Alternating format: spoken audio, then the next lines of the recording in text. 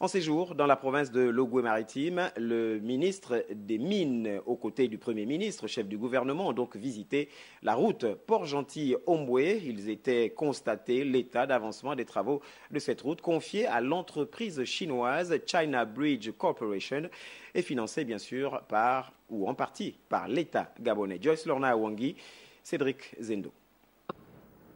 Port-Gentil-Omboué, un linéaire d'environ 95 km avec deux ponts, l'un de 4,7 km sur la rivière Ozouri à Logoué et l'autre 4,57 km sur la rivière Nkomi.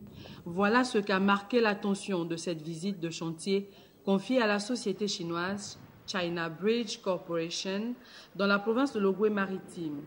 Des travaux exécutés à près de 92% qui sont réalisés dans les règles de l'art. Ce pont est le troisième plus grand pont en Afrique. Nous avons vraiment fait de gros travaux avec nos partenaires gabonais pour faire entrer les matériaux matériels par entrer dans les forêts.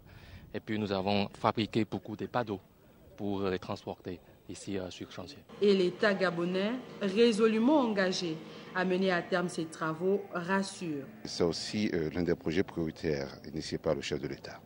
Je peux vous assurer que toutes les dispositions sont prises, les dispositions financières bien évidemment, pour aller au bout de ce chantier.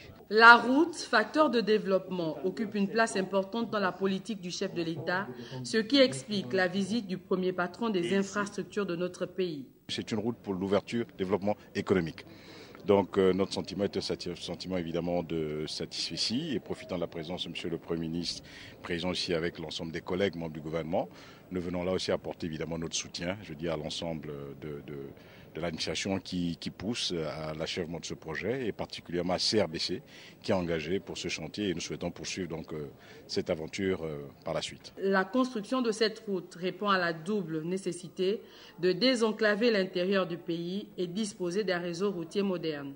Les travaux démarrés en 2014 sont prévus être livrés dans 6 mois.